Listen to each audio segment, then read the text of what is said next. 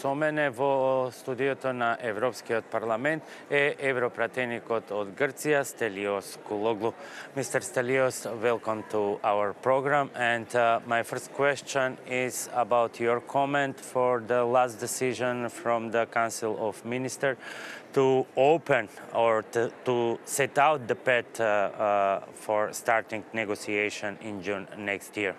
I think it's a positive mood. It's a positive decision. You know, in Europe, in this European Union, and your viewers and citizens must know that it's difficult for everybody to agree. There are different countries, different traditions, cultures, histories, etc. So, if there is a decision, that's very good. This decision is a result of compromises, but still is a good, positive decision. There was plenty of information that the Greek foreign minister, Mr. Kotzias, was among the strongest lobbyists in favor of this decision or in favor in Macedonia. So far, it has been almost unbelievable. Is this the result of the new agreement for the name issue? Of course, but you know, the new agreement is the result of a decision by the Greek side that we have to settle the problem with our neighbors, and we have to stay together, to be together peacefully, and to collaborate, you know. And so that was the belief before the agreement. Now we have the agreement. The agreement, to my view, is a very positive one for both sides. And then now, based on this idea that we have to stay together, to stay in a peaceful way, to have good relations, it's logical that the Minister of Foreign Affairs tried his best to achieve a good result for the Northern Macedonia and for the peace process we're now are engaged in. You already used the terms Northern Macedonia. Do you believe that the referendum will be successful in Macedonia? This is up to the people to decide, but to my view, I hope it will be a yes vote in favor of the agreement, because I think it's stupid for those countries with no kind of territorial claims or disputes or something unsettled to have tense relations for 27 years. We have to settle the issue and look to the future, not to the past. And Greeks have to look to the future, and also you have to look to the future. Let's move to the agreement and some specific part of the agreement. Greek side have some obligation. Macedonia has its own obligation. Let's start with Greece. Is there any risk for the Greek parliament not to ratify the agreement? I don't think so. I think the Greek parliament will ratify the agreement. Of course, there are reactions from some nationalists in Greece and the extreme right, and also the opposition parties, but this opposition party is a party which created this problem in the past. And one of the problems is that if you create the problem, you have to take the historical responsibility for this. They are not taking any. This is completely irresponsible behavior. So yes, there is opposition, but the agreement will be approved by the parliament. There is no doubt about this. It's going to be enough majority?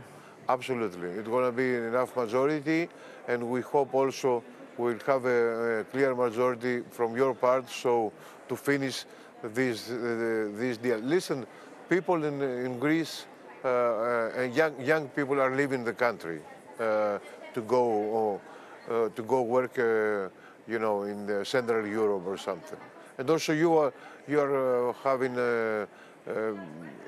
financial and economic Yes, we have problems. the same situation in Macedonia, but we have also the situation when we have the main opposition party in Greece with their stand that we cannot let those people to call themselves Macedonians.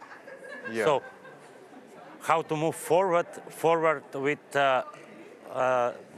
But such kind of in position? every country we have an opposition. In your country also you have the opposition that says that this is the agreement is not good at all. It's a kind of treason, you know. This is part of the political game and part of the stereotypes people have in their minds. But we have to move forward and get rid of this. People in Greece and in North Macedonia, young people need work. They don't need dispute. They don't need animosity. They don't need war. They need a peaceful environment to improve our economic relations, to improve our visits to Greece and vice versa. Tourism, everything. That's what we need. We must prosper. This is our obligation for us and for the generations to come, for our children. We don't have to have a dispute about what happened in 91. But how to resolve the position that this agreement was some blackmail from Greek side to Macedonia, or that the deal is or it is a deal to humiliate the neighboring country? No. Listen, this neither a blackmail nor a humiliation. Let's take the blackmail. For instance, Greece can get along with the present situation without any problem, So there was a will to solve the problem. That was the scope of the agreement, And so we see in the other side also a desire to solve a dispute, and this is why. So we said, okay, let's move forward. We don't want to stay in the past. Let's have good relations with our neighbors, So the other part is the part of humiliation. No, we don't want in any way for the other parts to be humiliated. If one part of the agreement is humiliated, then the agreement is not going to stay for long. We want, what happened in the past was during the 25 years before, there was those statues of Alexander the Great in every part of your country. This was a kind of humiliation for the Greeks. They consider, the great Alexander part of their heritage. So now we want an agreement to be fair for both sides, and since the main issues have been already told and resolved, nobody's humiliated. If you see the reactions, it's not a coincidence that the extreme nationalists in Greece and in Northern Macedonia are protesting against the agreement, saying the same exactly words, using the same terms, like treasury, you are a traitors, it's not a good agreement, etc. That says something? I think yes, it says that it's a good agreement. But why is still so difficult for the part of Greek society, but not only the society, also the politicians from the opposition party to accept the fact that we exist as Macedonians, and that this is our human right to self-determination? Yes, and this is part of the UN conventions. Yes, and this is the house of democracy. Yes. Well, you know, there's been a dispute, and there have been mistakes made by the two sides, because after President Gligorov, who had a very conciliatory and moderate approach, we had many, you know, extreme moves from the other side, from the government of Mr. Gruevski, and also from the Greek side. And from the Greek side. Yes, there have been mistakes from both sides. So we have to forget the mistakes, to solve the problems and go forward. You know, there were also maps. From the Macedonian diaspora abroad, maps. You know, given portraying Thessaloniki to your country, you know, to the bigger so-called Macedonia, etc., etc. So there were also, you know. But the diaspora will do the same for next 10 or 20 years. It's the same with the Greek diaspora. We know that in Australia, for example, there is even the fighting between them. So yes, because they don't have to live here. The people who have to live in this region, they have to stay peacefully and to prosper. And to stay peaceful and to prosper must solve their differences and establish better economic and cultural relations. So the people there, they are stick to the symbols, but we have to stick in the reality. We have to stick in the prosperity. We have to stick in the future of our children.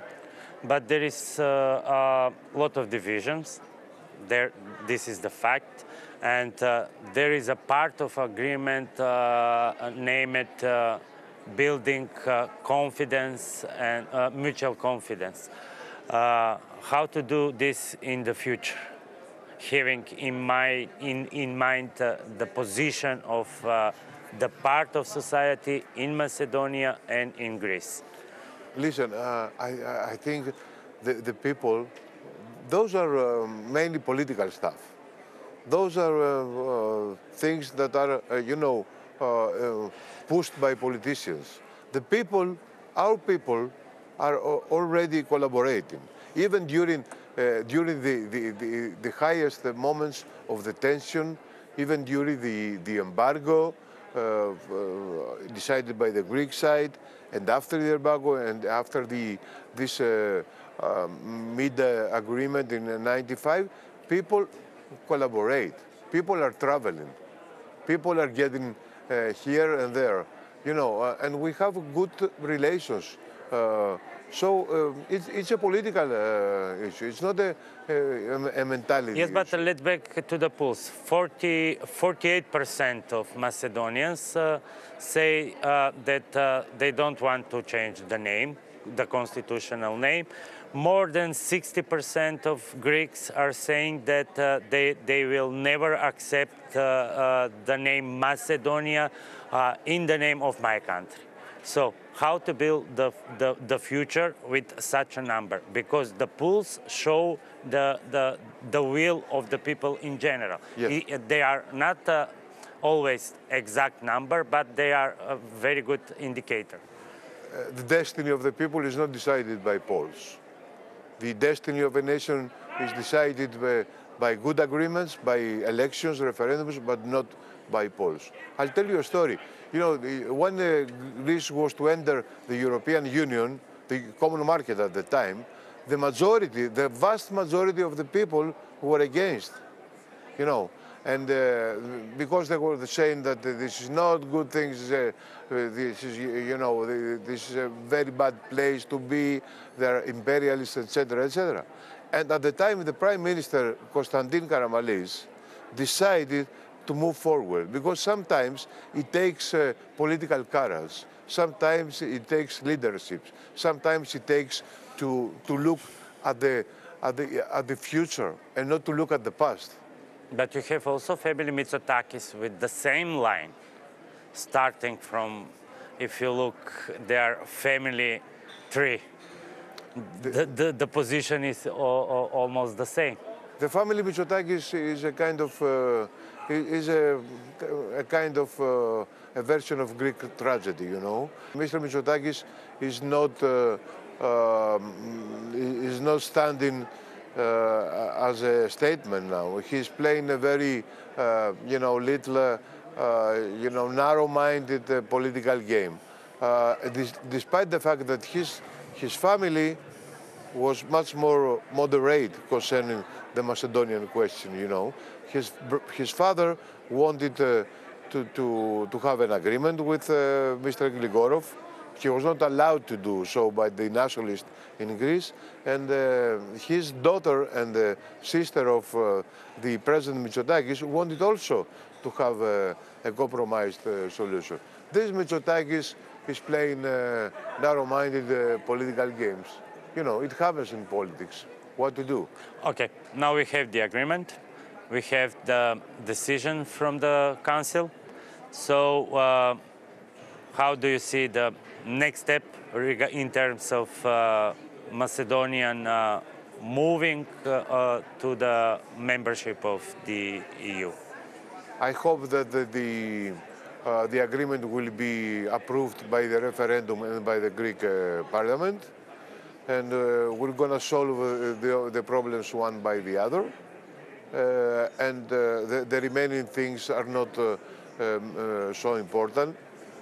We have to deal with symbolic issues, not real facts, you know. And I hope then your country is going to enter in the European, to start negotiation, enter in the European Union. I understand that the majority of the people want also to join NATO. I'm not in favor of this, but this is your own. Yes, you are leftist. This is your own decision to do it.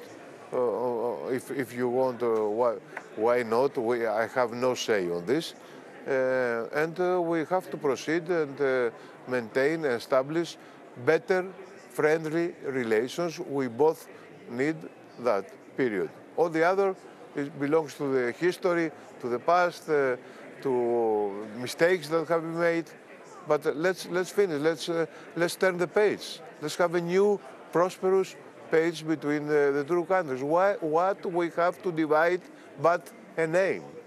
Nothing, you know. So let's move forward.